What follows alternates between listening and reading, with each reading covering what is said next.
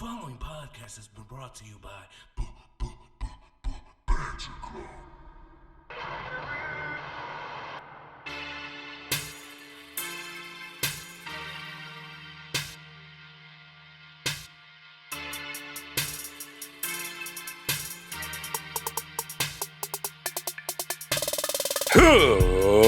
Ladies and gentlemen, boys and girls, children of all ages, Banter Club proudly brings to you, it is I, your longest reigning Ramblemania Tag Team Champion of the World.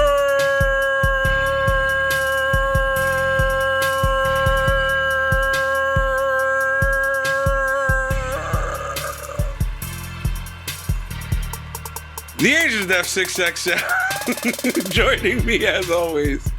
It is I, the other half of the former longest reigning tag team champions in the world.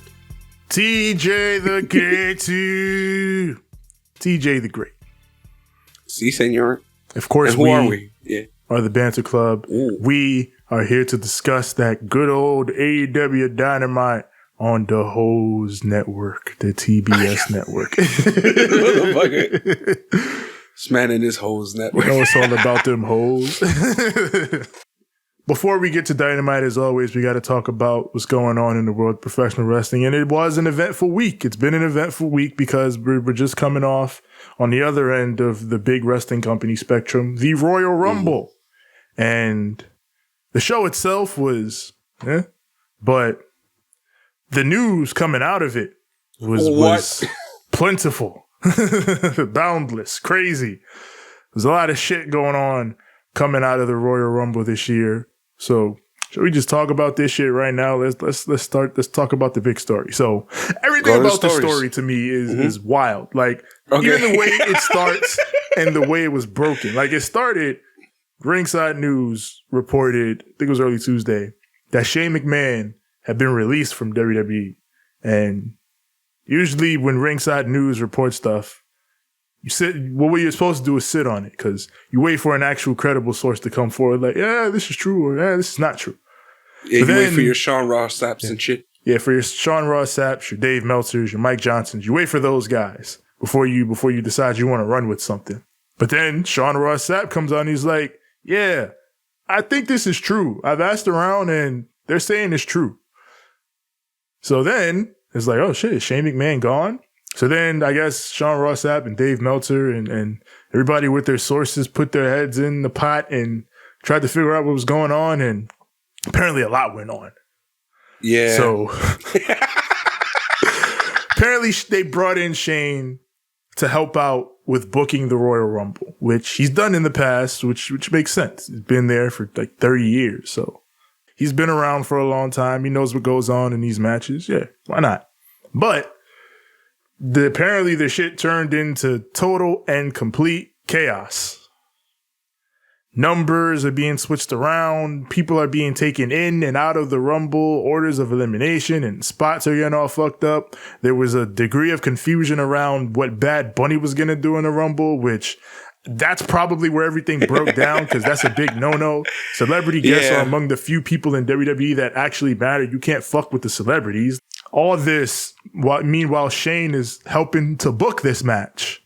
And since he's in it, he's trying to put together, I guess, ideas for whatever the fuck his WrestleMania match was supposed to be. Because there's differing reports about it was supposed to be Seth Rollins, but at some point it was supposed to be Bobby Lashley. And then I guess the next night comes and Shane and Vince are talking about their ideas for whatever this match is supposed to be. I guess it was Rollins, but whatever the Mania match for Shane is supposed to be, Shane and Vince had disagreements on how to build to it and how to go about it. So I guess at that point, Vince just went, you know what, fuck this, pal. Get out of here. From what I understand, right? From what I understand, because I've watched a few of these news segments and I've watched a few of these little interviews about what might have happened. What my understanding is that supposedly Shane was trying to build something with Seth Rollins, right? But then they changed that. And they decided to just, no, he's not even gonna, we're just gonna, get it out of here. They changed it over 20 times. And apparently Shane was being a pain in the ass to kind of everyone that he was like instructing. And even some of the people backstage who are like, you know, like higher ups and people that work there and yada yada, were annoyed by him. And it got to the point where like, apparently he and Jamie Noble had some words and he went off on him. I believe the term that they said was he publicly buried Jamie Noble. And like, I'm laughing because fuck this company. Like, I don't feel bad for y'all motherfuckers anymore. Y'all know what happens over there. Like, what the fuck are y'all even still doing over there? Like, this shit is crazy. Like that company is wilding right now. But I'm just going, I'm not trying to be that type of person. But at the same time, he had garnered so much heat that when they asked about his future plans for Mania and whatever and whatnot, the answer was like, oh, there will be no, Shane McMahon plans going forward. And that's kind of like, oof. And apparently he didn't get fired because he wasn't technically working for the company. He got quietly let go, or more or less told, go away.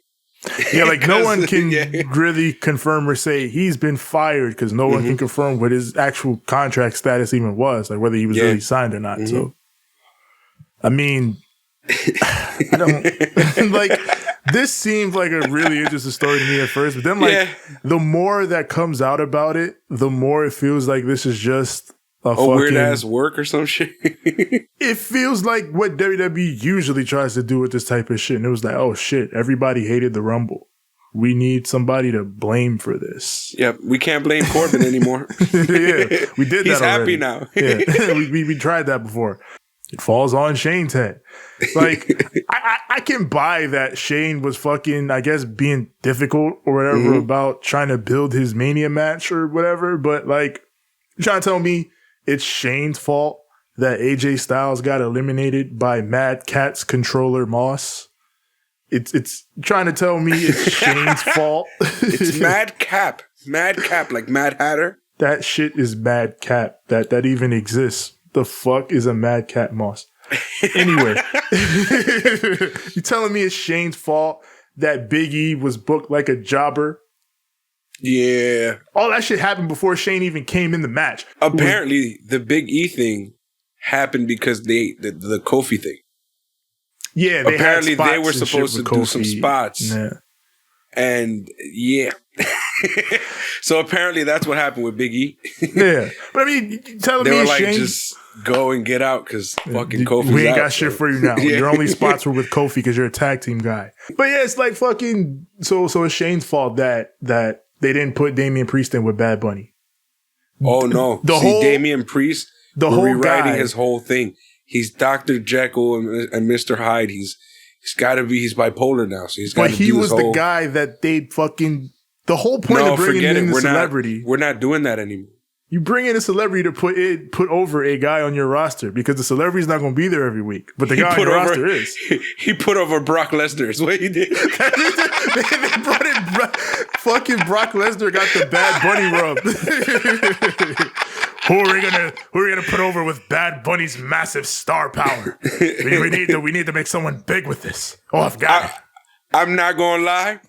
That picture of him getting F5'd is everywhere. That picture of him face to face with Brock Lesnar is everywhere. It was the biggest spot of the Rumble. That could have been any fucking body, bro. Bad Bunny was in the Final Four, bro. Bad Bunny was in the Final Four. That should have been and could have been Riddle. That could have been big. That could have been Mad Cat's controller Moss. For fuck's sake. That could have been Big E. That could have been. And you motherfuckers wasted it on somebody who's gotten the rub from Taker, from every single. Goddamn it, the only person who didn't give him the rub was Steve Austin. The fuck are you doing?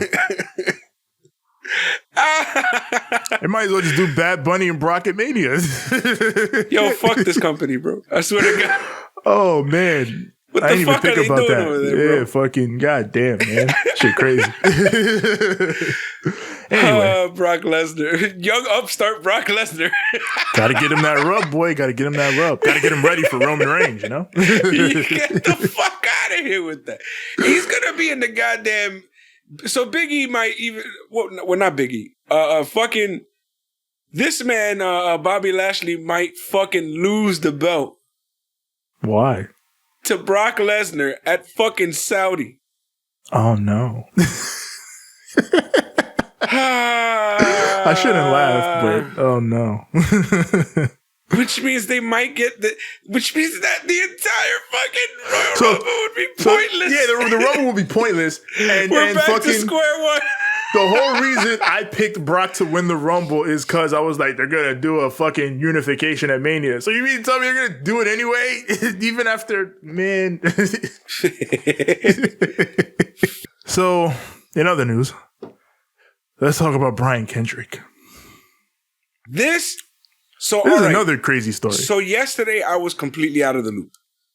Which Tevin is going to know more about this than I do because this is literally what happened.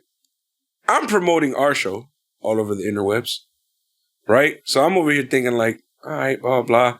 Let me start asking some of these group pages and group chats and all these other things where like I can interact with people. Like, let me think, like, since AEW is tonight, just to kind of gauge the room and kind of see where I should be going into this week's. You know, like what kind of mentality I should have for this week's. And I post like, oh, what do you guys are thinking about this match? Blah, blah, blah. What do you guys think is going to happen here? How do you guys feel about the situation where he just kind of got released here and then got taken up over there? And then from out of fucking nowhere, bro, everybody's like, cancel this, cancel. They cancel it. I'm like, what the fuck just happened? Because everybody was just like excited and talking about it. And like kind of like giving their opinion, and then out of nowhere, it went from those being the opinions and like those being the comments to it being like, no, it's been canceled now. I'm like, what the fuck just happened? So go ahead. So Brian Kendrick had asked for his release from WWE. Apparently, he asked for this like a while ago, like a few months back. Yeah, according to Dave Meltzer. I believe it was 2 months. Yeah, and then Dave Meltzer was like, he'd been sitting on that for like 6 weeks, and then they finally got back to him and let him go. And that's why the pipeline went so quick from Brian Kendrick wants out to Brian Kendrick is out to, oh my God, Brian Kendrick's wrestling for AEW, because he technically was already gone and he was just sitting out the 30-day or whatever. So the 30-day was up. So, you know, you get that. He set the wrestle on AEW Dynamite, which is the big deal because, again, he's in the news for leaving WWE. So everybody's like, oh, my God, he's going straight from one to the other, which, you know, you never see that, especially in the current era with the no compete and all that.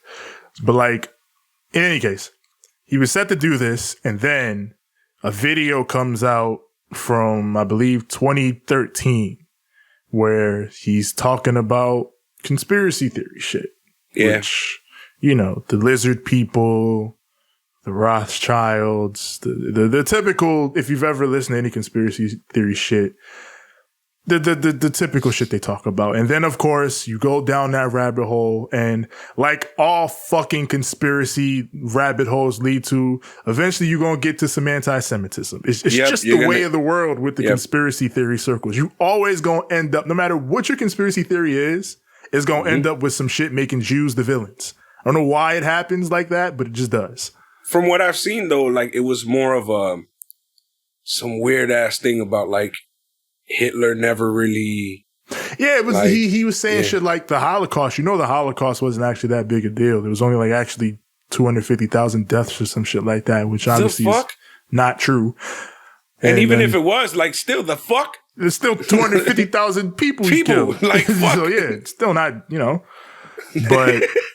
This shit, then he had other shit talking about the shooting in Sandy Hook at the school and, you know, questioning on whether that was real or not. So obviously Tony Khan gets wind of this and then has to fucking change everything up. We're not going to have Brian Kendrick on here. That's done and dusted. We will announce a replacement shortly. And they did. So this is one of the most extraordinary bag fumbles in recent memory. Did you hear about like what he said and how he replied to it? Kendrick? Yeah. He apologized. Yeah, he apologized immediately. And he was like, yo, I was in a different place at that time. And like, I know that doesn't excuse anything I said, but like, that's not me. Yeah. You know, and that was never really me. Like, I was not there, and you know, shit happened. And I understand where he's coming from, and I appreciate the fact that he just at least like upfront went out and said, "Yo, my fucking bad. Like I apologize, and I don't excuse myself." Which you should do, because I mean, there's like that. I feel like that was my big beef with Hogan, where it's like I'm not gonna get into it because I don't want to fight this man. But no, I get like you feel me? Like he got caught doing it and then didn't apologize. Like Kendrick got caught in this and he stepped up and apologized. Like, and it's crazy because like I've if you ever watch, you know, pro wrestling shoots or anything like that, anybody that's like into that shit, they know Kendrick. Yeah, he said some weird conspiracy shit in his time. You know, so a lot of wrestlers have. He's not the only one. Yeah. But yeah, you know, he's talked some weird shit. He's definitely one of those dudes that sits down, smokes a bunch of weed, and then fucking talks about crazy shit that he thinks is happening. But I think like it's one thing where you're like, yo, I think there's lizard people out here and fucking I think we faked the moon landing and shit as compared to fucking, you know, the Holocaust was fake. Yeah, which is school shootings are fake. Like there's a difference in levels between those things. Yeah. So, and I'd never heard Kendrick say any of that stuff before. Like I never knew about this video that came out. Me either. I never knew about it. And like I said, I've watched Brian Kendrick shoot interviews before and him with Paul London and all that. Like I've seen him. Yeah. I've even seen him talk about the crazy conspiracy shit, but never to that extent. So yeah, it's an unfortunate situation. Very, very unfortunate situation. I was actually listening to Simon Miller, and because, you know, he's one of us and he's also Jewish. So I wanted to see how he felt about it. And he was like, he didn't want to get into it. He was like, I don't want to say like some of the shit that he said, but, you know, like hopefully, you know what I'm saying? Like he gets his shit together. Yeah. And he did apologize. So he was like, he did do that, but you know, don't like that's inexcusable. Like, don't fucking do that shit. Yeah. And at the same time, like, here's the thing with me, like, it's gotten to the point where cancel culture is so fucking awful that I kind of always try to like understand the person more and try to figure out why they even thought or felt the way that they did at the time for them to, you know. Cancel culture is not real. It's not really real. Just mainly because if you think back to some of the things that people have gotten quote unquote canceled for in recent years, like how much of it actually sticks? Like who has like said something or did something that was a little off color and genuinely had their career ruined because of it? Like I can't really think of too many people. Like the only people I can think of that have really had their careers like sharply impacted are people who have done like genuinely fucked up things shit, that like you shouldn't be able to come back from. There's obviously that moment where it's like, oh, he said this, he's canceled, he's blah blah blah. But you come back down the line, like I think about the baby last year and the Lil Nas X shit, and everybody was on his head. He was losing sponsorship money and shit, but like 2 months later, he was back on the road. He was making hit records. Like he was doing it. He was back on the shit.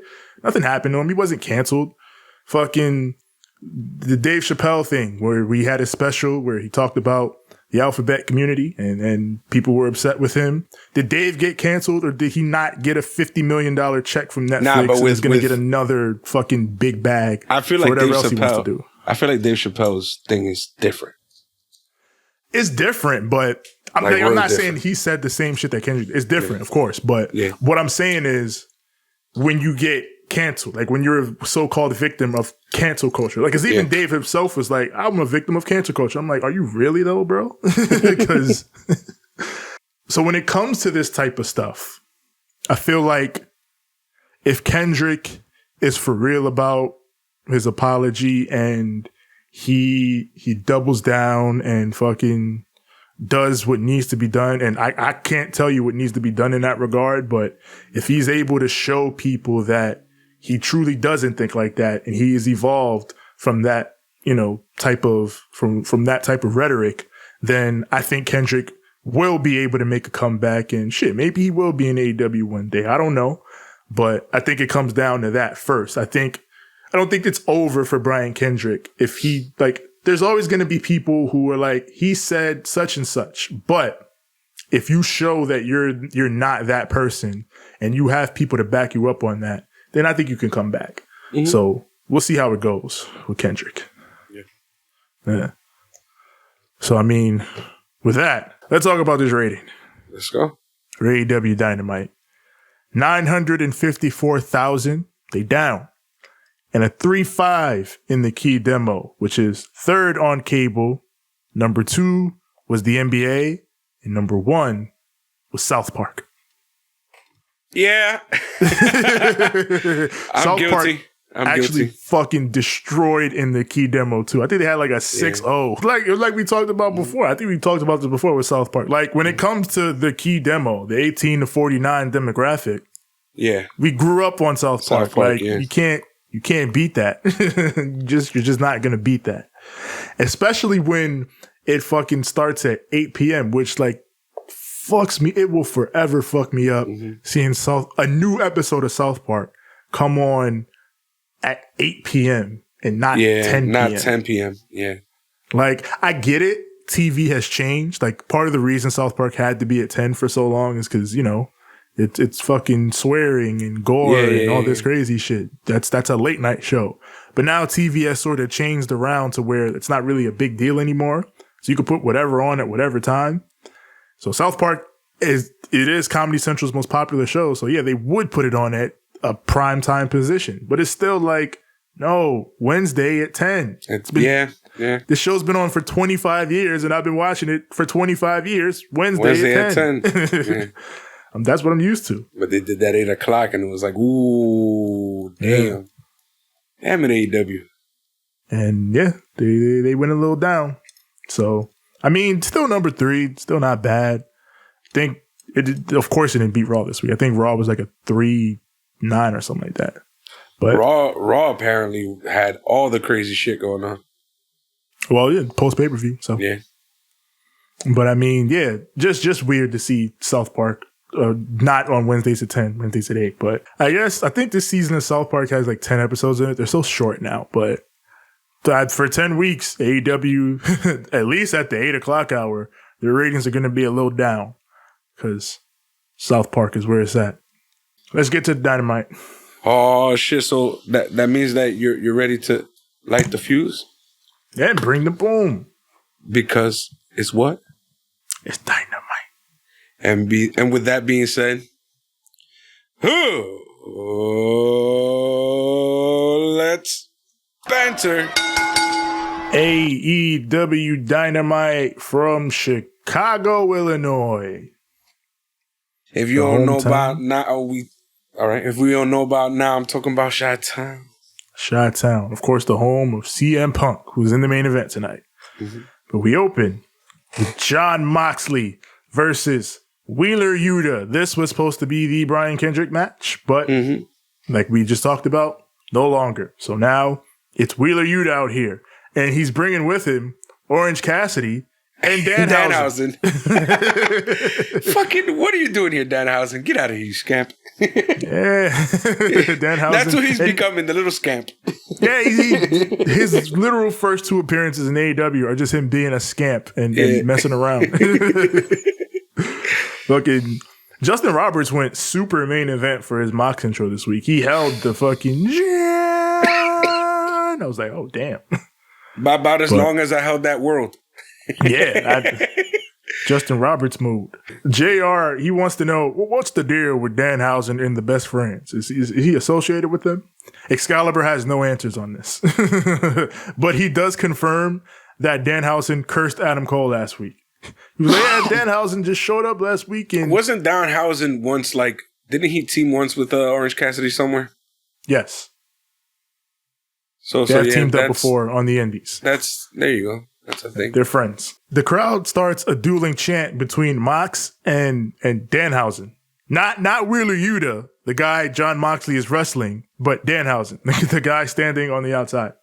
Mox powders and he faces off with Orange, but then Yuta hits him with a tope. Mox catches it, but then Yuta breaks free, hits a shotgun dropkick on the floor, and they fight back in the ring. Mox hits a pile driver, and he's working Yuta over. He sets him up top. He starts raking the back. And then he goes for a superplex, but Yuta breaks free, makes a comeback, and they fight to the apron. And Mox lays in with the headbutts. Hits a bulldog driver on the apron. The OG Dirty Deeds. The original Dirty Deeds. So then he gets on the floor, he turns, and then Danhausen's right there in his face. And then Danhausen goes, "You're cursed." Mox like, what the fuck? And then Yuta dives off the top on him. Yeah. Fucking, I love that everybody's reaction to your cursed is, the fuck? You don't understand. You've just been cursed. Fucking Mox is over here like, get the fuck. In the ring, Yuta hits the ropes, but Mox stops him with a big cutter. Goes for the paradigm shift, but it gets blocked. And then Yuta puts him down, hits a flying splash. That gets a near fall. Cazadora, but Mox catches him in a sleeper hold. And then just kills him with this fucking lariat. And then starts laying in the MMA elbows before he pulls him in for the Death Rider DDT. They called it the paradigm shift, but man, you already know when he lifts him in the air and drop him on his noggin. When he holds it like that, that's a Death Rider. Yeah. But it was a good match. Like Excalibur talked about the last time they faced off. He squashed Yuta, but Yuta got offense this time, and then it was a show. Well, he's a lot better. He's improved so much since then. So I like that they did that. Yeah, so it was pretty good. Yeah. It's what happened post match that had me laughing. Yeah, the post match is quite interesting. As Bryan Danielson enters the ring, he's giving Mox the little dickhead grin that he's so great at. He's got the mic in his back pocket, pulls it out. He says, "Do you guys want to see us fight?" The crowd cheers. They chant yes. Yeah. And then Bryan says, for the longest time, I also wanted that. Because you, John Moxley, you were someone different. And I watched you, even where I was before. I was watching you, and I got to say, I think you were the best AEW champion we've had so far. Which, so far, agreed. Agreed. Yes, agreed. Yeah. And then he says, if you had some support, though, you'd still be AEW World Champion. And that's when I realized that you and I, we shouldn't be fighting each other. We should be fighting together. I know you guys might feel a way about this. I get it. Everybody loves AEW. But there's no reason why a millennial cowboy should be the world champion. There's no reason why a guy dressed as a dinosaur should be a tag team champion. Fuck you, Bryan. He's an actual dinosaur. We don't tolerate that form of prejudice around here. Says fucking Bryan Danielson doesn't give a fuck. Fuck out of here, Bryan. We don't do that.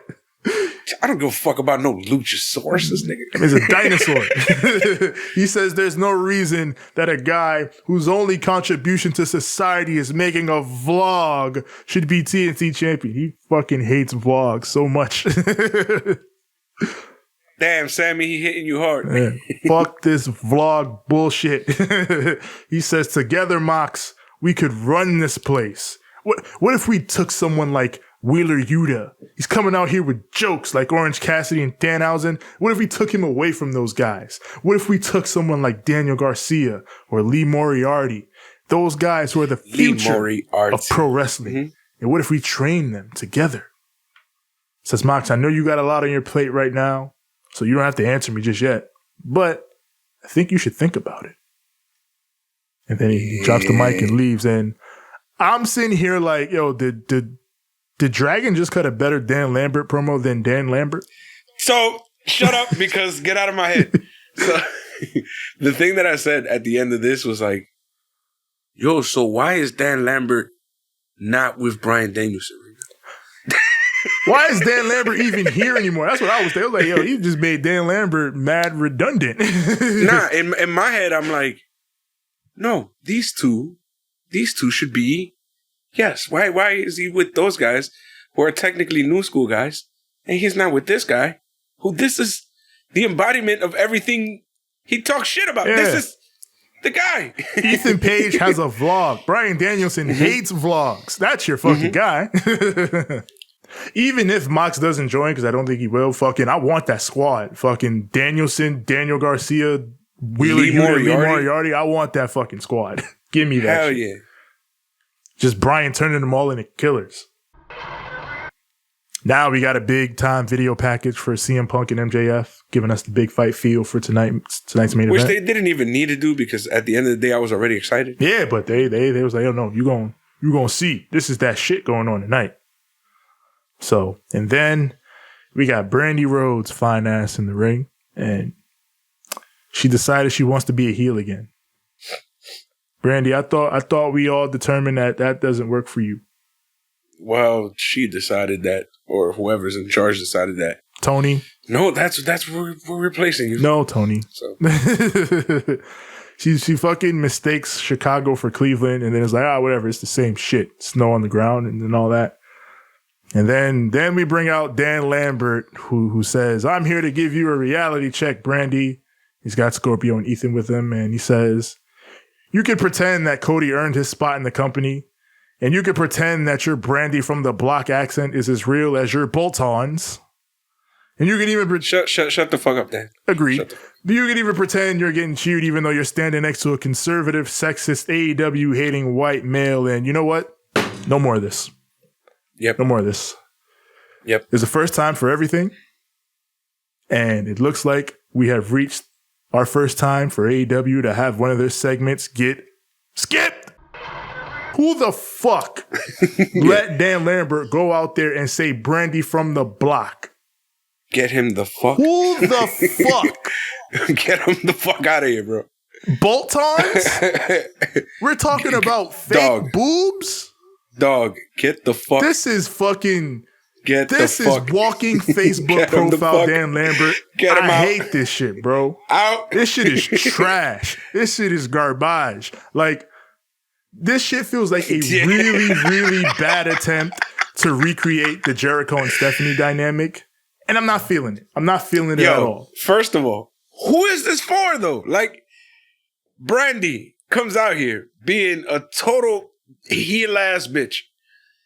And this motherfucker, who we don't like even less, comes out talking shit about her boyfriend, or her husband, who we also fucking hate.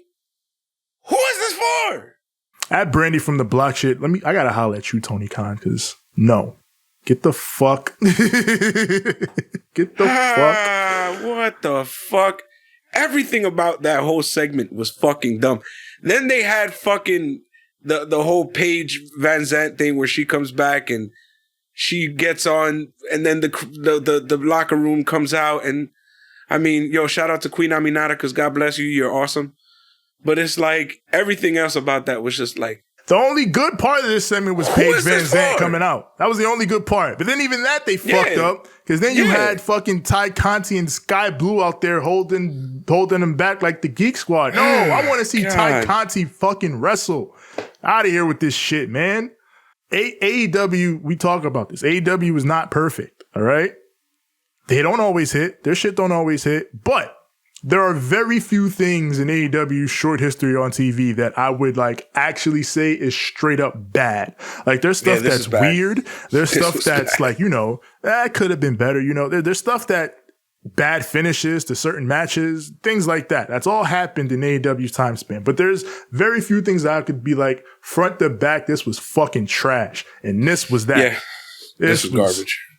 Like, this ain't for nobody, man. Like, I don't know what the fuck Tony Khan was thinking with this one. Like, the shit with Brandi always weirds me out, because it's like, there's all this hate for Brandi, and it's like, she's only ever on TV like once every 3 months doing something of significance. So why are we trying to act like Brandi is on TV every week fucking garnering all this hate? She don't do shit. Why are we acting like she's now the top heel in the company or some shit? Like, what are we doing? I feel like so much of the Codyverse shit is like, oh, well, we want to lean into what the people are saying about us. So like, when Cody sees people online calling him Triple H, he starts teasing the pedigree and doing shit like that. So now Brandi sees people online calling her Stephanie. So she's out here trying to cut Stephanie promos. Cody ain't like Triple H, and Brandi, you are nothing like Stephanie McMahon. Unless if you like that as a marketing. compliment. I actually mean that as a compliment. Peak, Stephanie was all over the show. She was fucking with baby faces or heels or doing whatever. Brandi does nothing. She comes out with Cody. She'll stand with Cody. And then, like, every 2 months, she gets the mic and cuts a promo. You can't suddenly become Stephanie McMahon off of that resume. And this shit sucks. We've already talked about it too long. We got the AHFO in the back. Matt is fucking upset with Private Party. He's like, you lost on Rampage. You failed me. And then he's like, Sammy Guevara, I want that TNT championship. Which for a second gives me pause. I'm like, oh no, are they going to do Matt and Sammy again? No, don't do that. But then Andrade comes in. He's like, hey guys, you lost last week. What happened? And Matt is like, don't worry, Andrade. We're going to fix this. Isaiah Cassidy, he's going to take the TNT championship from Sammy Guevara. And Isaiah's like, oh, me? Where? And then Matt's like, yeah, you. I like when he starts going, yeah, say no more. Say no more. Yeah, he's like, say no more. Say no more. I say, Cassie's like, yeah, you know what? On Rampage, I got you, Andrade. I'm going to take his title and I might take his girl. Yeah. He was being so sleazy about it, though. I started cracking up. Better watch out. This man got 2 watches. He might just take your girl. One of those is fake. That's all Sammy got to say. Oh, you know one of them watches fake. I seen the guy you got it from, bro. He's in Canal. I seen him yesterday. He got like 20 of them. Stop playing. That's what Santana need to pop up. Nah, he didn't get it from Canal. He got it from 125, the African dude. The Senegal guy, the one who be chilling in front of the fucking Apollo. Motherfucker. You know he got all this shit down there, B. I saw him buy a watch and a Black Lives Matter shirt.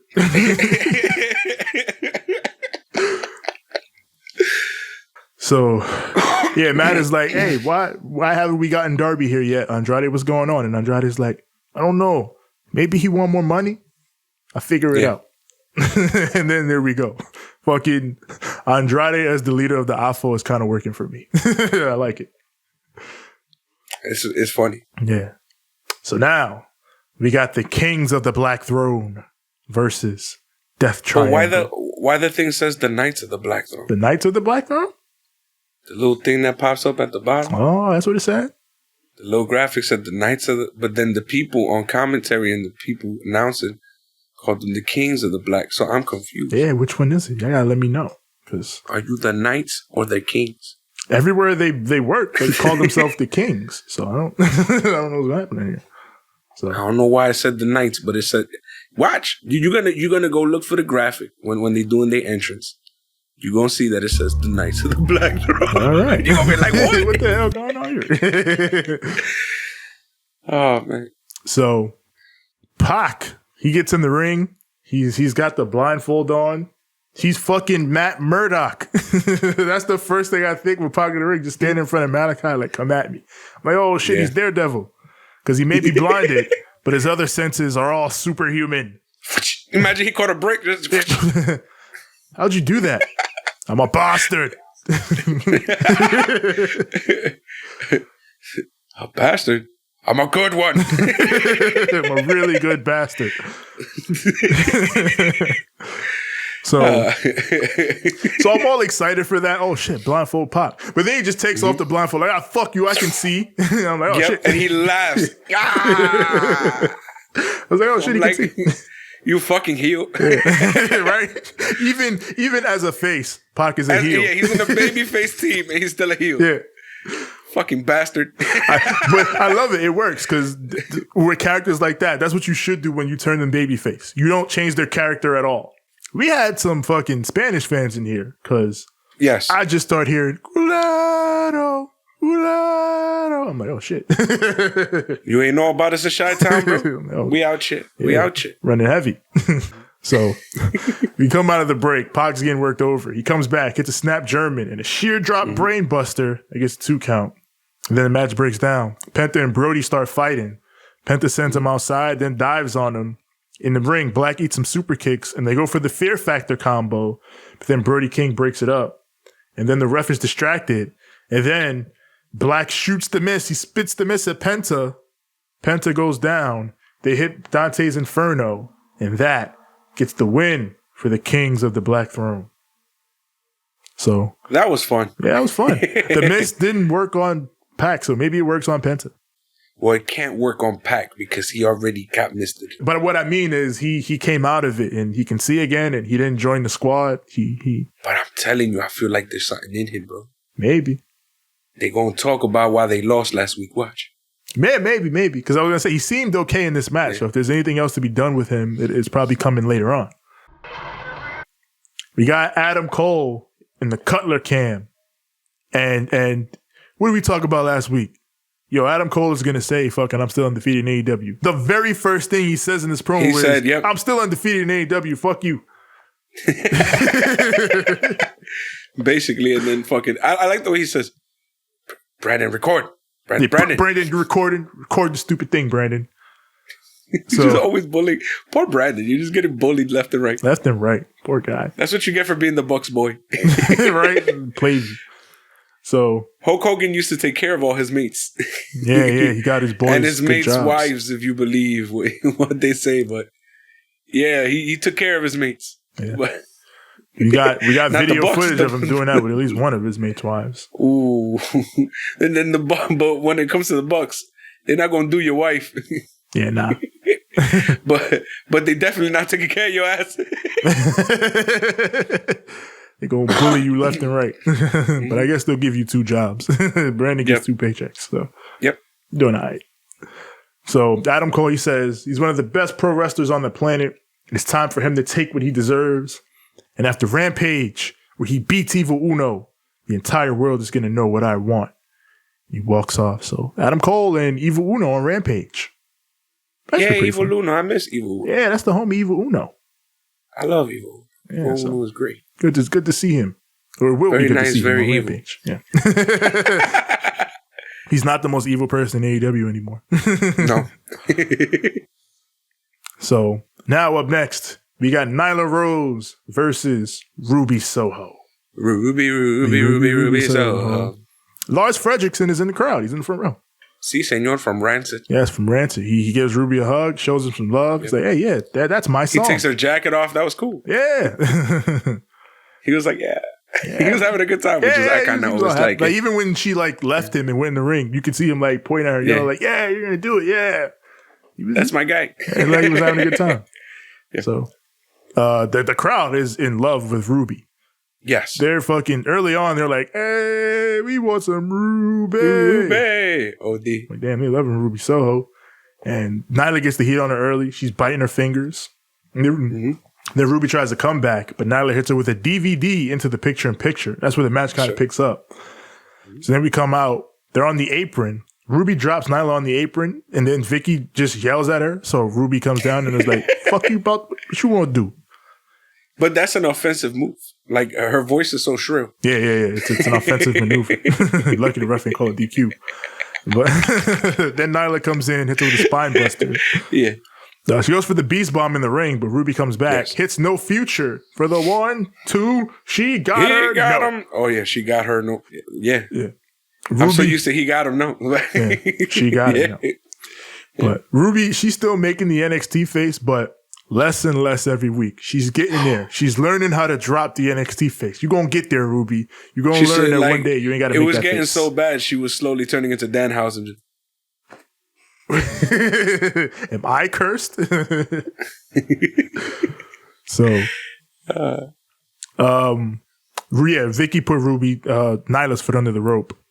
So Ruby goes for Vicky, but Nyla grabs her, pulls her back in the ring, hits a rope hung neck breaker. That was a cool move. It's a 2 count. She goes up top. Ruby follows. She goes up for the Rana, but Nyla counters it. So Ruby goes for no future from the top, which is the way she beat Nyla in their first match. But Nyla holds on to the ropes. And at first glance, it looks like she just did the move and nothing happened. Or like she tried to do the move and missed and nothing happened. But then you see that Nyla held on and she gets up and it's a big senton and a beast bomb. And that gets the 1, 2, and 3. Nyla gets the win. And I actually think Nyla really needed that win. So that's a good call because I think she's been trending down heat-wise and the crowd loved Ruby so much that I think this worked out. Yeah, there was a few little like missteps here and there. It's bound to happen. There were a few times where like a few kicks and punches were nowhere near from connecting. Yeah. But you know, it's a wrestling match. It's gonna happen here and there. Overall, decent match. I do agree with the fact that she did need a win. I just kind of feel bad because it's like when you bring out your buddy or your family member and then you lose. Yeah, you lose in front of them. It's like, damn. Yeah. AEW, like, we've done enough making everybody look good in front of their family. Let's get some heat. Yeah, that's what this episode was. Damn right. Yeah. Get some heat, brother. So now we see the Gun Club in the back. They run into Jungle Boy. They're like, oh, hey, look, it's Jungle Boy. And then they just jump him. Like, oh yeah, Jungle Boy, what are you gonna do? And Jungle Boy's like, yeah, fuck you guys. And then they just jump him and they throw him outside. They throw him into the snow. Like, they beat him up and then throw him outside into the snow. And it's so dirty and wet and slushy out there. Ugh. And then they just run off into the night like maniacs. Mm-hmm. And then Christian Luchasaurus ass boys. Yeah, ass boys have gone wild. Damn. Yeah, they are ass boys. Bam, bam. We got a split screen of MJF and CM Punk warming up. Punk is all cross-legged. He's doing his usual. What the fuck are fucking MJF and Sean Spears doing? At first, MJF... Why were they carrying each other? What he was countering the GTS. He was countering the GTS. The fuck was that? Because, like, you see Spears lift him up, and then MJF, like, gets him down into an arm bar, and then Spears just like, that's it. That's what I'm talking about. Great. And then they just start doing squats. Fucking, even if the Pinnacle don't last, I genuinely really enjoy MJF and Sean Spears together. I want them to stay together. Yeah. When Wardlow leaves, it needs to be Sean Spears. Yeah, when Wardlow leaves, it could be MJF and Sean Spears, because I think they're hilarious together. But now, we got Tony Schiavone in the ring. He brings out the world champion, Hangman Adam Page. Hell yeah. Champ comes out, gets a good reaction. His lower third says, doesn't know his flight has already been canceled. I'm like, damn. Which is something that he alludes to during this promo. Yeah, he starts the promo saying, I don't even know if my flight is canceled or not tomorrow. It is. We know. So Tony, he's like, hey man, I just want to know your thoughts on next week's Texas Death Match. Hangman says, for 81 days, I've been world champion and I've defended this belt twice. Mm-hmm. Here I am. I begged and I pleaded for a challenger. And here I am, still waiting. Said my flight home tomorrow is probably getting canceled. It is. But it is. I don't give a shit. Says I need something right now. I need a fight. So Lance Archer, I know you're back there. You get out right now. Hold on, wait, before. It's so bad in the Northeast when it comes to snow that this man's flight is canceled. Why the fuck did last week we have a fucking beach break? Why the fuck? We went from beach break to fucking a literal beatdown segment in the snow. They threw Jungle Boy in the snow. Last week they had my boy Will Hobbs in the middle of a snowy fucking beach. What legendary. The fuck? That was legendary. With a fur on. Oh mink. Man, Hobbs had the fucking mink on, man. Hobbs is a beast. Oh, God, man. Beach break. Beach break. We tried to make sense of it. We can't do it. We'll try again next year. Oh, God. So, yeah, he calls out, Hangman calls out Lance Archer, and then that brings out Dan Lambert and Jake Roberts. And after earlier, I don't want to see Dan Lambert again. I was done with him. So when he came back out, I kind of like, You know, one of those where you like start eating your chips and shit. I was like, so what's going on real quick? Let me check my phone right quick. I was popping on Twitter. It was terrible. Yeah, go ahead. But then fucking Jake grabs the mic and I'm like, and Jake starts on. I'm like, oh, let's go. All right, there we go. That's what I'm talking about. Now we talking some real shit.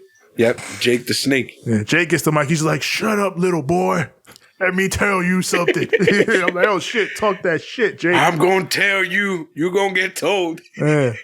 Fucking everyone did Dan Lambert promos better than Dan Lambert tonight. It was not a good look for him tonight. Yep, it was bad. It was real bad. Yeah. He's like, I smell fear on you, Hangman. But then Lance Archer runs right out. He grabs Mike. He's like, yo, shut up. Let's fucking fight. Yep. I love Archer. He's like, yo, fuck this promo shit. I'm here to fight. Let's throw hands, bro. We throwing hands right now. Yeah. Who's shooting the fair one? Because I'm ready. Yeah, you want to shoot the fair one? Let's shoot the fair one. Bro. My son was so staticky. He was ready, bro. He was ready. Yeah. Oh my God. I never seen somebody so ready, yo. For his credit, Hangman was ready too. As soon as Archer's like, yo, let's fight, and he starts walking to the ring, Hangman just hits him with a tope. Yeah, he was like, yo, smoke? All right, let's go. Oh, you said smoke? All right, then. When there's smoke, there's fire. Yeah. So they're fighting. Dan Lambert comes over, hits him with a chair, and Hangman's like, now I'm going to whoop your ass. But then, before he can do that, Archer grabs him, hits him with this big-ass Uranagi on the steps. That should look brutal. Uranagi. Uranagi. Yeah. No, you. And then he goes to the ringside table, hoists up Hangman, and hits him with the blackout. Sends him crashing through the ringside table. Crowds chant, holy shit. Yep. It's crazy. Go ahead. He says, next week, I'm going to be the next AEW champion, and I don't give a damn what anyone thinks. And he leaves Hangman laying for dead, and he walks off. I like how aggressive this little brawl was. The motherfuckers was really... I felt like he was really trying to fight somebody. Like, I like how aggressive this shit really got, yo. Like, I love that. I love everything about the two involved. Like Hangman, like, yo, fuck this, let's fight. And then Archer's like, oh, you want to fight? And then Hangman's like, yeah, bitch, I want to fight. Let's fight. And then they started fighting. I was like, that's the type of energy I like to see in my pro wrestling. You want to know the only thing that kind of made me a little like, damn, I wish AEW did this one thing. What? I wish they had ringside fucking announcers tables for one show at least. Versus like, because I get it. I mean, they're still together as one show right now. But once they actually have Rampage be its own thing, for fuck's sake, give Rampage ringside tables. Like, please. It depends. Putting him through that ring, what do you call it? The ring bell table that they have on the side right there. Yeah. It's cool, but it's not as impactful as fucking destroying the announcers table and then having fucking Jim Ross and all these guys stand up like, I don't know what happened, but it's just always a great visual when they're just like, they've destroyed our area. That's something to think about. Yeah. I don't mind where the tables are. Because you like that WCW ring shit. I don't like that shit. I do like that WCW shit. I don't like that shit. So now we got Chris Jericho, who was upset with Santana and Ortiz. And he's like, for what? For Eddie Kingston? Just because you guys started together in the business? Just because you guys go way back? What's wrong with you guys? He says, you know what? You think Eddie Kingston's got influence here? I am the most influential man in AEW. I am more influential than Kylie Jenner on Instagram. Wow. And then next week, he's like, I demand that next week we're having an inner circle meeting and attendance is mandatory. You guys better be there and you better explain to me face to face what the hell's going on with you. And who are you? Who the fuck is you trying to fucking tell me what the fuck to do? You feel me? Like, who you think mandatory? I thought we was a gang. I put in my work. I did my shit. You gonna tell me who put in the work, me who saved the ass fucking so many times that I can't even count at this point. And you gonna tell me something is mandatory? The fuck out of here, B.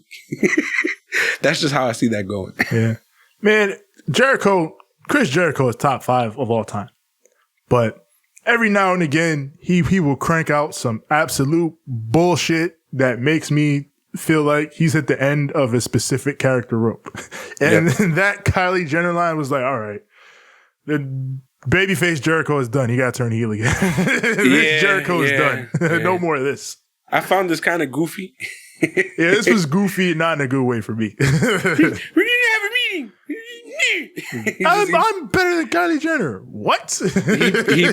He pouted and threw a fit, bro. Yeah, what? What are you talking about, bro? Go home. Go relax.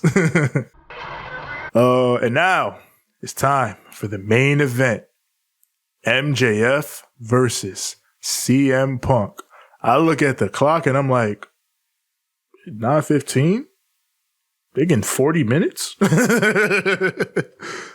MJF gets an early cheap shot. Punk fires up, takes him to the corner, and he's beating him around outside. But then MJF, he retreats up into the crowd, tries to run away. So then Punk fucking is like, not this time. I'm chasing your ass down. So he chases him down, and then he grabs a guy's beer. Yep. Imagine being the guy who at that one show offered Punk a beer, and Punk was like, bro, it's... and then imagine being this guy who's like, Punk, my beer, and Punk is like, perfect, and then he just uses it as a weapon. It's about being at the right place at the right time, my right man. place, That's right all time. it is. That's all it is, bro. Yeah. If you would have been in the middle of a match, I'm pretty sure he would have grabbed your beer. Yeah. Problem is, you gave him a beer when he's not doing anything, and he's gonna look at you. What the fuck am I supposed to do with this? Yeah. I ain't gonna drink it. I don't drink beer. So he taunting with the crowd. He starts hitting MJF with the scoop slams, brother. Scoop slam after scoop slam. And then he goes up top for the elbow. But MJF backs away to the corner. So Punk rushes, but then he flies through, hits the post on his way down to the floor. And now MJF gets the heat as we go to commercial. We come out of it. Punk is making a comeback. He does even more scoop slams, this time on the apron. Yep. And Tony is fucking having a blast. Like, destroy him. Fuck MJF.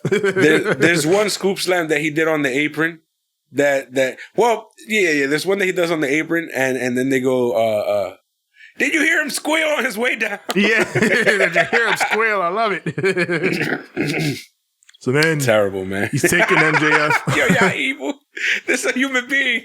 Right? He's taking MJF around the ringside area. He lets a fan chop him. Then he sets him up in the ring. MJF takes him down with an arm drag. And Punk fires up. MJF hides behind Bryce. And Excalibur's like, this fucking coward.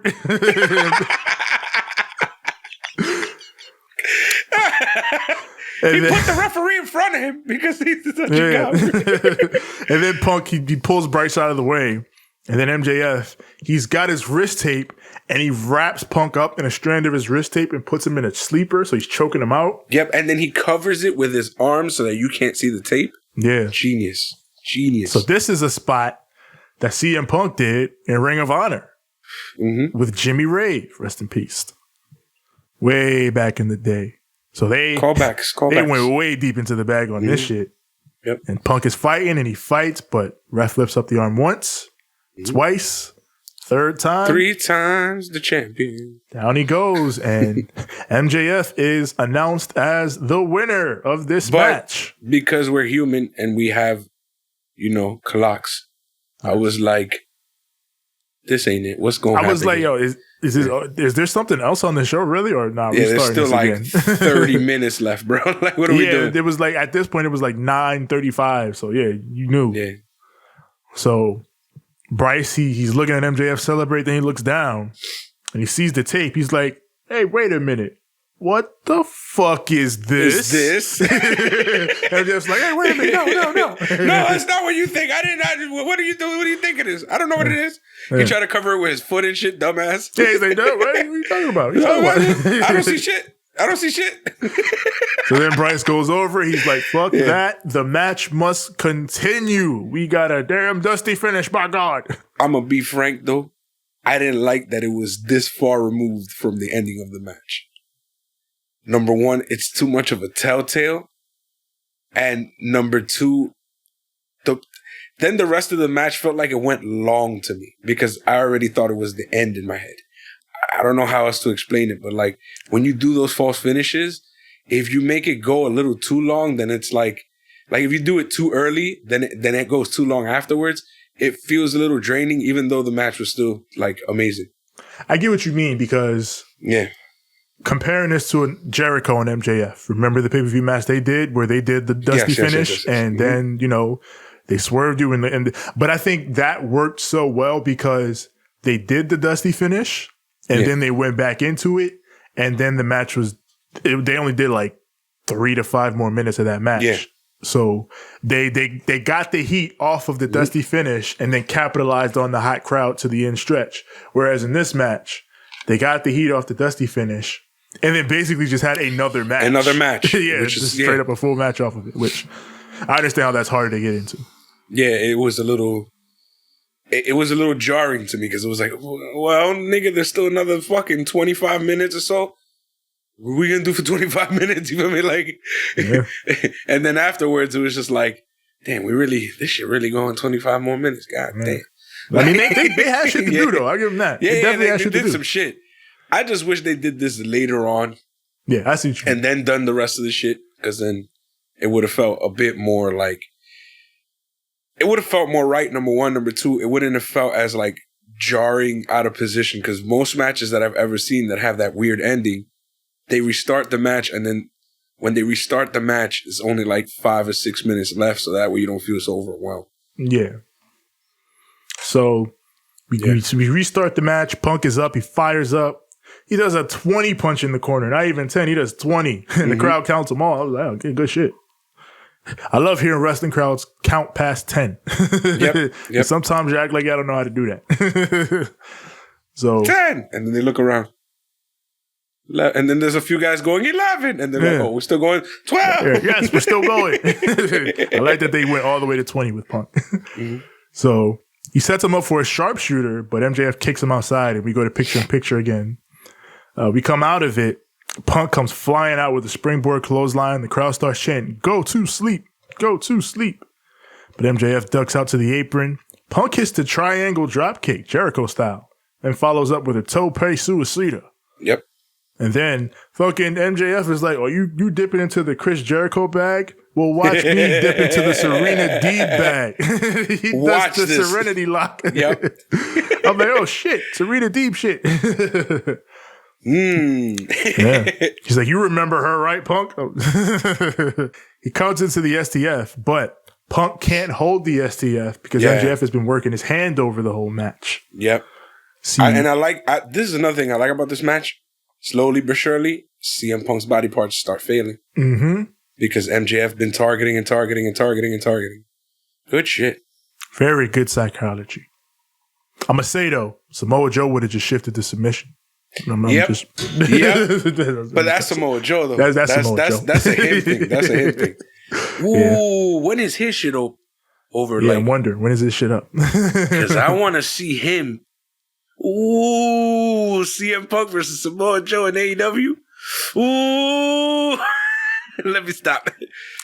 Legendary shit. But Punk goes for the GTS, but his knee gives out. Like his knee buckles and he has to drop MJF. So MJF, boom. I like this. Once his knee gives, MJF sees it and then immediately tries the inside cradle for a 2 count. I was like, damn, this is a smart fucking match. I'm telling you, it's that body part. He starts picking apart body parts. Good shit. Good. That's a good heel situation right there. Must have been hanging out with Triple H or some shit. Had a nice little. Oh wait, no, he's with the guy who taught Triple H all that shit. Yeah. Double A Arn Anderson. Shit. Yeah, shit. He's got all these guys to learn from to do this shit. Yeah, so, good shit. Good shit, AEW. Good shit. Yeah.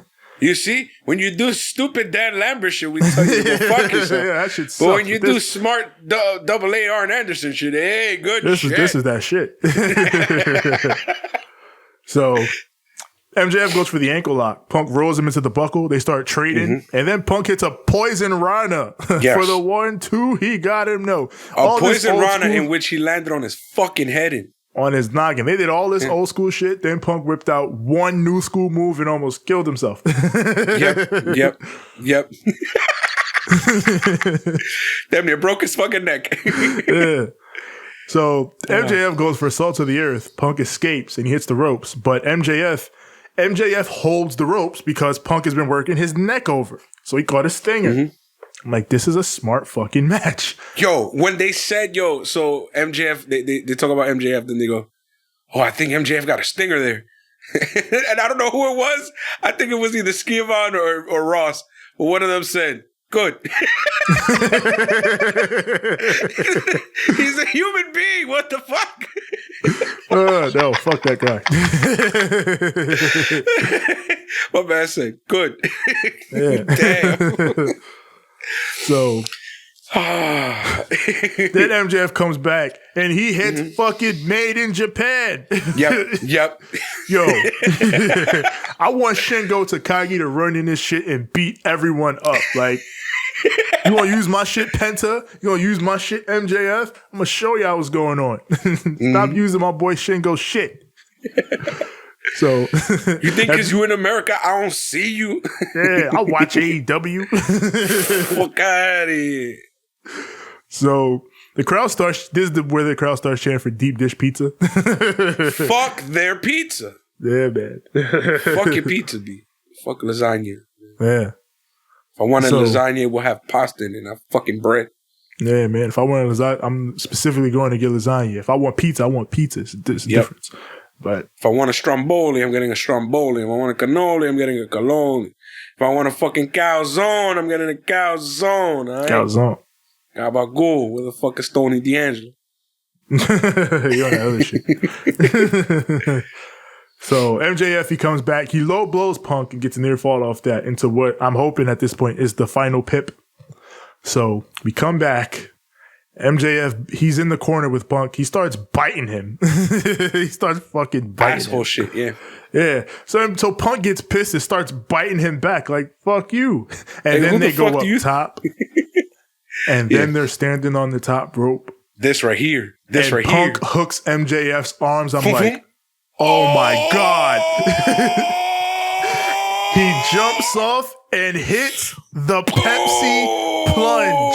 Hold that right there. I'm yelling in here like, no way, he hit the Pepsi plunge. There, right here. You holding it right there. Sorry. Pepsi fucking plunge. It's been over fucking 10 years since I see a Pepsi plunge. What the fuck? Where'd he come from with that? I believe they said 17 years. Jesus was the Christ, last time son. CM Punk hit the Pepsi plunge. Steve Austin were there, he would have been, Jesus Christ, son. That's a goddamn Pepsi, goddamn plunge, goddamn it. But then they were talking about also how he didn't hit it flush.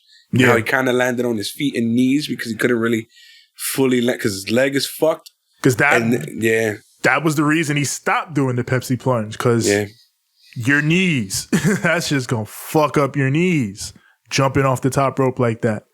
Yeah. So it's so crazy to me. Like, I remember when Punk signed to WWE, and I remember people fucking talking about on the message boards and shit. Well, he's definitely never going to use the Pepsi plunge there.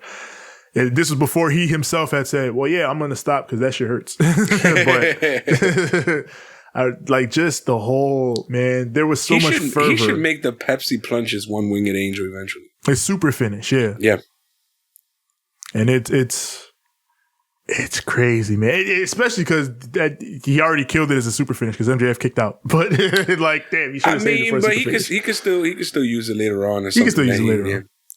Because he didn't go for the pin right away. He went for the elbow afterwards. Yeah, because and then again his legs were fooked. So yeah. So after this, he signals for the GTS, but MJF slides outside the ring. Bitch ass nigga. He just throws himself out, and exactly when he throws himself out, who starts walking down the ramp? This is war. Mr. Mayhem, his fucking self, Wardlow. And he comes down, and he goes up to Punk's face, and they face off, and it looks like they're about to pop, but Wardlow gets the fuck out the way. Yeah. Right? They're like, oh my God, is Wardlow going to let this happen? So Punk is looking at him. He puts MJF back in the ring. The whole time he's looking at Wardlow like, but Wardlow does nothing. He does nothing. Or at least we think he does nothing. Yeah. Something we don't see. The ref comes in afterwards, and he starts arguing with Wardlow. Yeah, because Wardlow like slowly approaches the rope and he starts to grab the second rope. So the ref is like, hey, don't you fucking do it. Exactly. And while he's doing this, he nonchalantly and quietly, without us really paying attention to it, kind of tosses a little something small. Oh, no, he did it before this. Oh, he did it right before it? I'm gonna talk because this was the cleanest shit I've ever seen. Because they showed exactly what they did in the post match, and I was like, yo. Oh, he did it when he was outside? Yeah. Oh. You know when he did it? You know when he did it? When? When he stepped over MJF's body. That's when he did it. He's so fucking smart. I was like, that's fucking genius. I thought when he lifted his hand up, right? Yeah. He was talking to the ref, that he threw it there. But I see that's even more gangster. That's whoa, Wardlow, you're a fucking beast. But he did it, and his fucking facial expressions weren't so happy. Yeah. You see his facials? His facials were like, I don't know if I did the right thing here. I don't know if I did the right thing. Well, with that being said, MJF just boom clocks the shit out of CM Punk without the ref seeing anything. And good night, Punk. Yep. MJF covers, gets the 1, 2, and 3. CM Punk loses to MJF in Chicago. Now, as a fan, I'm going to tell you what happened to me, the fan. Me, the fan, I had this like heat roll down the back of my neck. And like my whole body felt hot and cold. And then my face felt real hot. And my body felt like it had chills, bro. This only happens to me when somebody I fucking hate to the umpth degree gets one over on me and I didn't see it coming. That's what that felt like. Seeing MJF win this match physically hurt me. It physically made me sick. And I felt like shit. But the analyst in me was like, fucking genius. Man. Fucking genius. Fucking genius. Fucking genius. He came out here in navy blue and white pinstripes. I knew exactly what the fuck this was going to happen. He finally became the Yankees. He finally became the Yankees. And the evil empire. Fuck your pizza. And the evil empire defeated the god of Chicago in Chicago. The amount of heat that this man is going to get. On top of that, he can talk all the fucking shit. All day and night long. I gave CM Punk his first loss in AEW. After all the shit that Punk talked, I took him out. And then I was like, this match was amazing. This match was amazing. The old school, I mean, everything about this match was very, very old school. Yep. Classic overbooked. You did a dusty finish, all that. And the one thing that really sold me on the match, and especially the finish, well, the replay, first of all, when they show fucking Wardlow and MJF doing the exchange, and I was like, oh my God, that's fucking brilliant. Brilliant. But the thing that really sold me on it is when I realized in the post-match, oh my God, he's gonna get to say, I beat CM Punk in Chicago twice in one night. In one night. He's gonna, that's, bro, just like I said last week, the first thing Adam Cole is gonna say is I'm still undefeated. The first fucking thing MJF is going to say is I beat CM Punk in Chicago twice. Twice in one night. In one night. He's gonna be Jericho about it. I beat Austin and The Rock for the undisputed championship in one night. God damn it.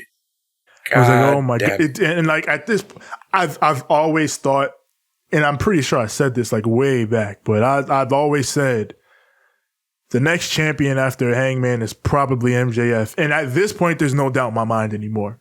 Fucking, I think MJF is absolutely the guy that's going to beat Hangman for the title. Yeah. I feel like, I don't know, if they do go back to Punk and MJF, I think it's going to be like this one where they're going to hot dog around it for a while before they actually do it again, especially because with MJF being able to say, I beat you twice in one night, then you know he's going to fucking put Punk off every week with that until somehow, some way Punk works his way back to that match. But also, one thing that I also loved about this match that was hilarious, and I totally forgot to mention it. There's a part where they're fighting in the steps, and fucking Jim Ross, I think, is going, hey, you take a step and then you punch. Step, punch, step, punch, step, punch. It's like a dance. That's hilarious. Another thing is, I still don't understand why Andrade doesn't fucking understand the concept of friendship. What's wrong with him? Why does he not understand that friendship exists? Yeah, no, I'm saying that's AEW Dynamite. A good show, I thought, for the most part. The part from the we already talked enough about the Brandi and Dan Lambert thing. That shit was bad. But I mean, I do want to say one more bad thing about that though. Like, and I already kind of said it before, but I'll say it again. Like, the hate that Brandi gets for existing is kind of wild to me. Like, and I don't fuck with it. But you know what it is. To me, I don't fuck with it. I get it though. It's the association. No, because like the hate for Brandi feels different from the hate for Cody. Like, especially when you got shit like Dan Lambert in there, like threatening to slap her, and the crowd is cheering. No, that shit was fucked. And the crowd is cheering for it. Is like, all this is weirdo energy that I don't fuck with at all. Mm-hmm. And it gives me pause. It makes me uncomfortable. And it's like I said, like, Brandi has done nothing to warrant that level of hatred for her. Like, if you don't like her because of like like you said, the association with Cody and the Nightmare Family. That's what I thought. Yeah, because that's but you don't got to go that far. I feel like if it was just that, then I wouldn't have nearly as much of a problem with it. But like with Brandi, it feels like it goes way beyond that. Because even in the promos before, where she wasn't being a heel, because at least in this one she was being a heel for whatever reason. But even before, we're like, she's trying to just be a regular ass person. She still gets like people say crazy shit about Brandi. Yeah, and I feel like she gets almost Eva Marie heat. Yeah, and I feel like that's why they have Dan Lambert out there saying all that crazy shit to her, because like, people say it on the internet, but it's like, don't. You're giving off the vibe that shit is okay, and we want more of that at our shows, and you should not. You should not want that energy at your shows at all. Period. So again, that's the reason I'm so hard on this fucking Dan Lambert and Brandi shit, because it brings a weird energy that I don't think has a place here in AEW. Like, this weird fake wannabe attitude era energy, I don't fuck with it at all. Yeah, I don't fuck with it just because it felt really fucking racist. there is that too. And I felt hella uncomfortable with that, and I was like, bro, what the fuck are you talking about? Like, there is that element of... You can never say that. And on top of that, you have no right telling a female, especially a female of color, not to be herself when she wants to be. Like, fuck you. Yeah, I genuinely hope someone pulled Dan Lambert aside and about that Brandi from the block and was like, yo, never ever in your life say that shit again. Yeah. Like, never in your life. Don't ever say no shit like that again. Yeah. But that also mean, like, that's part of the thing I'm talking about with Brandi. Like, did he maybe say that because there are people online who say shit like that about Brandi, and I feel like that's what's the reason it's making its way on the TV, and it's like, that shit is not cool. To me, it's not right in any context. So shut the fuck up. Exactly, it's not like, don't ever do that shit again. I'm not just shitting on like I'm partially shitting on Dan Lambert because he's an old white dude saying it, but that's not the only reason I don't want him to say it. I don't want anybody saying that shit. I don't want black people saying that shit to Brandi. I don't want nobody saying that shit to Brandi. Fuck that shit. Period. Yeah, that's corny shit. Yeah, but like, again, no more of that. Otherwise, it was a good show. It was fun.